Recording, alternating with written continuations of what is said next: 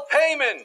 And hello, HQ Unicorns, HQ Cumbers, HQ Dorinos, HQpids, and HQberts, HQ-nitarians, HQ University graduates, HQ-gooding seniors. Shout out the main ingredient, HQtie, patooties, and welcome to your big money Sunday night edition of HQ, the live mobile game show, where you answer questions to win cash. Now I'm going to level with the HQ.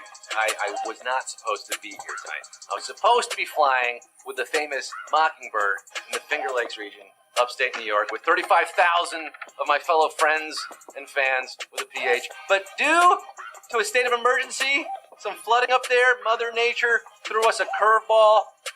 My weekend plans were scrapped. The silver lining in all of this is that I get to be here with all of you on HQ, where the only emergency is I'm out of extra lives. Do you have your extra lives for tonight? I hope you do. I am the watchful quizmaster, bringing you the story of a host. Quizabella, Hoster Nutbag, the HQ DC Bag, Marco Quizcondolis, Scott Rogowsky, live from the greatest city on earth, the city that never sleeps, Watkins Glen, New York, or it would have been Sneakin' Sally through the alley with over 650,000 of you spastic Deadeye hounds, including the Feldmans, the Ravners, Louis Folds, son of Ben, Steph Port and the Clifford Bowlers, Susan Squitieri turning 60, Evo Loveless with a birthday, Tia MM with a birthday, Sonny Lee, happy birthday, Paula with an H turning 63, Kristen Wilson, turning 29, and happy anniversary, Roger and Lauren Zabo. The time is near, your mission's clear. It's later than you think. Before you slip into the night, you'll want to answer a series of questions that go backwards down the number line from 1, easy peasy, to 15, hardy farty. Answer all 15 questions with aplomb, and I'll reward you with a hefty sum. I'm giving away $25K, 25 large, $25,000. Think of all the wonderful things you can buy with that kind of money. How about a goldfish? Winning HQ will make you a crazy rich HQtie. Maybe you could buy some tickets to see Crazy Rich Asians. Did you see it this weekend? A lot of people did. It was #1 at the box office. A personal shout out and congratulations to a friend of the show, Aquafina, on her starring role in the movie. If you haven't seen it, get on that. And are you playing HQ on Apple TV right now? Are you seeing me on the big screen? I am now available in king size, folks. Download the HQ app for Apple TV. See me 10 times larger. I don't know if that's a good thing. If you want to see me in real life, I'm literally taking the show on the road. Going to be popping up in DC, Philly, and Boston this fall. Next month, live shows. Head to scottrogowski.com/tour to find out more, like when and where. But tomorrow, you can see me on the VMAs. Yeah, I'm going to be there too. I promise to wear a ridiculous NSFW outfit. Not safe for my work, at least. You know, I have to keep it kind of clean here. Will you be watching that tomorrow? I know one thing. You're going to be playing tonight. You're in this to win this. Your head is in the game. You're a slave to the Trivialite. I've got the time if you've got the inclination. So what do you say? We get down to the nitty-gritty with over 700,000 HQties live in the game right now. Let's get this show on the road. Numero uno. In the classic children's song, London Bridge is what? A big mood, throwing shade, or falling down. Now, this little ditty predates millennial slang by about 270 years. What does it mean? Probably that London Bridge was literally falling down, in disrepair, dilapidated, busted, kaput. Michael Douglas is falling down, and 702,131 of you are staying up. London is calling you for Q2. Which of these words is a synonym for cold, frigid, turgid, or rigid? Won't you step into the freeze? Bow. We're getting counter-seasonal with this question. Funny how you miss the cold when it's 95 degrees and 105% humidity. If your thinking is too turgid or rigid, you might not have tapped frigid, which is the answer. Frigid air don't care, 677,363. You know what's better than being cool? Getting Q3.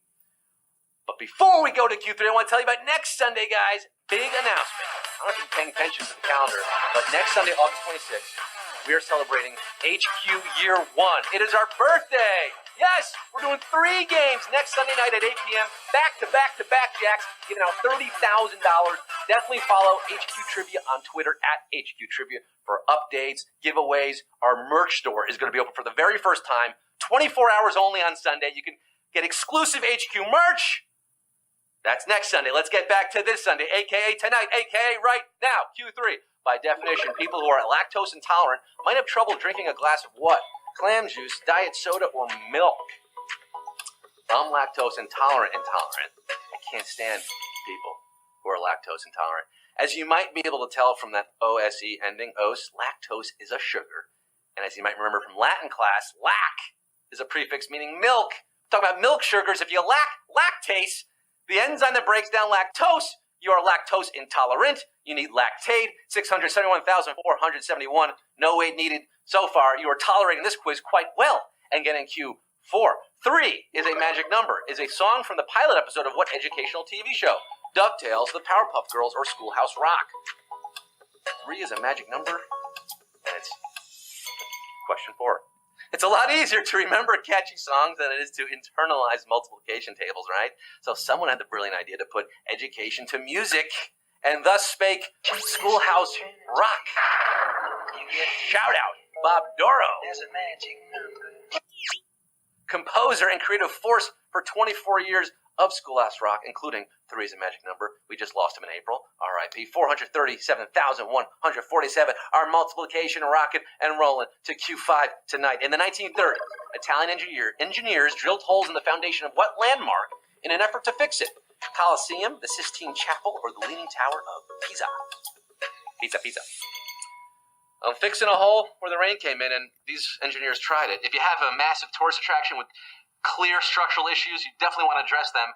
But these guys screwed it up in the 30s. They made it worse by drilling holes at the foundation of the Leaning Tower of Pisa.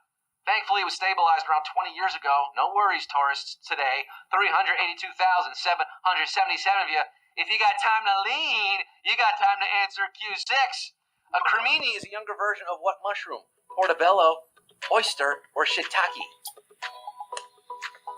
Lean on me for Q6 here. You know, when I was a kid, guys, we only had one choice of mushroom. It was a white button, and we hated it. But nowadays, the selection of mushrooms has mushroomed. While shiitake is my favorite to say, and while I did just ask my computer for a printout of oyster smiling, the answer is portobello. Yes, Porto Bello. Beautiful door. I think that's what it means. 219,365 knew that creminis are immature versions of portobello. You're fixing yourself a bowl of cream of some young fungi at Q7. A paramecium moves by the means of what small filaments that resemble eyelashes? Lumina, cilia, or silica? I was driving down the road one day. Someone hit a paramecium.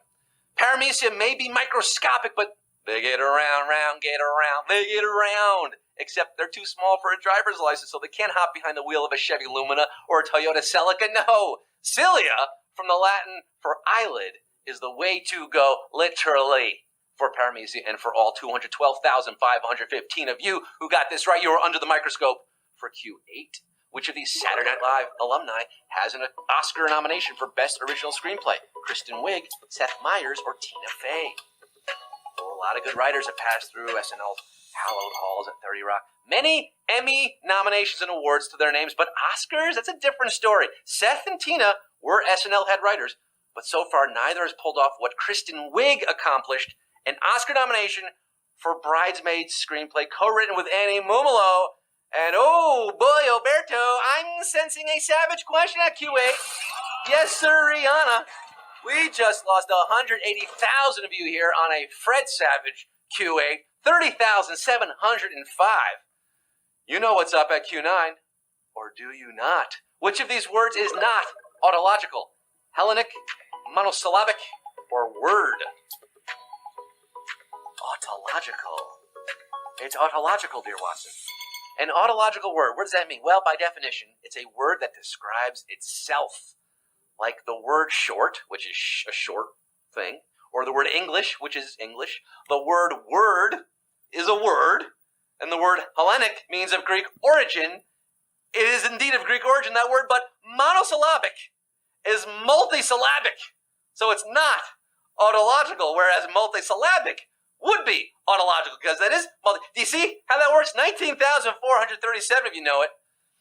You've cracked the dictionary lately, and you're getting Q10. Very impressed with you. A 19th century painting by Winslow Homer graces the cover of a mid-1980s album by who? Tom Petty, Bob Dylan, or Bruce Springsteen? How about this pairing of classic American rock with classic American art. It was painted right after the Civil War. Winslow's, Homer's, the veteran in a new field. Might be an allegory for the postbellum South, I don't know, but it is definitely the cover art for Tom Petty and the Heartbreakers' 1985 album, Southern Accents. There it is. Have given up. Stop. Southern Accents, 13th on the Billboard charts that year, 9,600. Getting this one right. The rest of you, heartbroken, don't come around here no more. That was the hit song off that album. We're going to Q11. What film prominently features the likeness of the actor who played Captain Kirk in Star Trek? Friday the 13th, The Exorcist, or Halloween? I, for one, find all masks rather horrifying. Jim Carrey's The Mask, probably the scariest movie of them all. But the prop department on this film took a $2 toy store mask of William Shatner's Captain Kirk. Cut out the eyes, painted it white, and slapped it on Nick Castle to play Michael Myers in Halloween. 7,425 of you remember that scary movie. Halloween's kind of coming up, guys. Where are you going to be? Q12 tonight.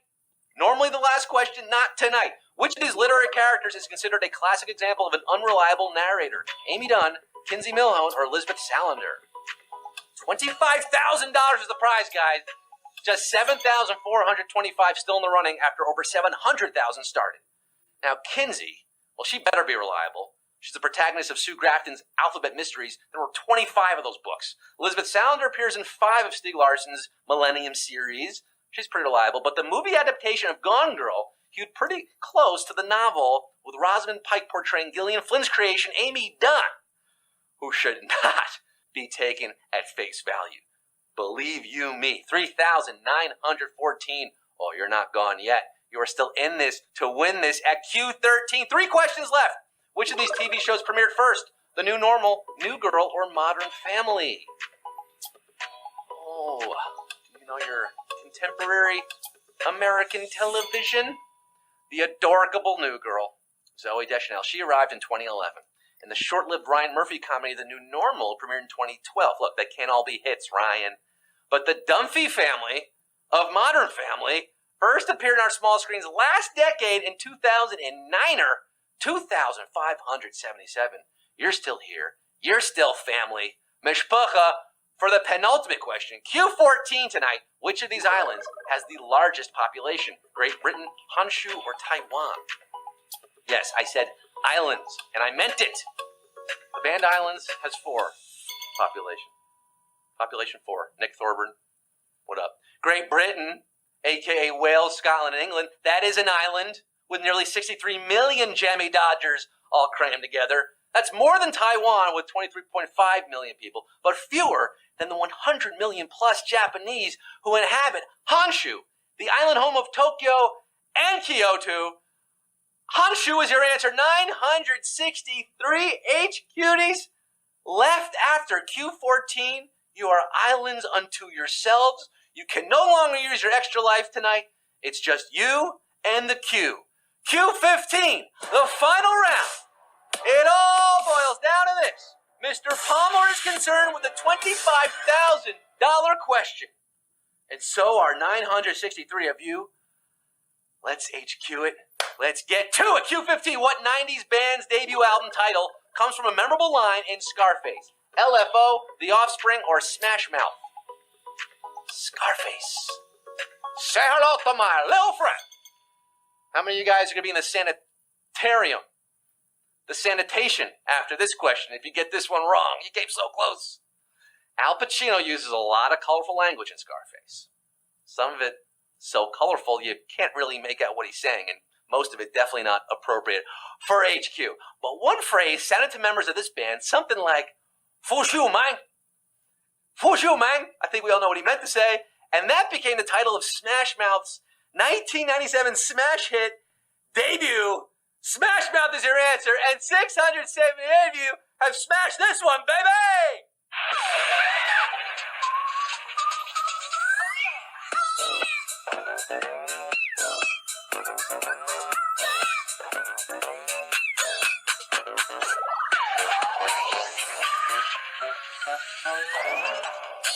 First, you answer trivia. Then you get the money. And then you get the power. 678 winners walking on the sun tonight with the big Smash Mouth answer. 36 buckaroos and 87 or 88 cents. To the victors go the spoils. Congratulations, Titan 9064. Macy George there, 6 Monarchs. Thumbs up to you, sir. Ken Daniel, good dog. Who's a good dog? You are, and you're a little richer now. Jay Stogner, 56. Man, 726. All right, that looks like I know that guy. Wait a minute. Esprosic and Nisk Patter. Oh, so many more of you. $36 richer tonight. Not bad for a 15-minute investment. Kids, adults, I declare this meeting of the Midnight Society closed. But come back next Sunday. Remember, it's our birthday. Back to back to back, starting at 8 p.m., giving out a whole ton of money. And every night of the week, of course, at 9 p.m., also weekdays at 3 p.m. Follow us on HQ Trivia, Twitter, at HQ Trivia throughout the week. More info, your chance to win exclusive merch, pizza, other special surprises. Yes, sir, Bob. Thursday night is our music night. We're doing a theme again, baby. Music night for the first time on HQ. That's Thursday at 9. I'll see you tomorrow, folks. I'm Scott Rogowsky signing off, saying, put away the crack before the crack puts you away. Smash Mouth, baby!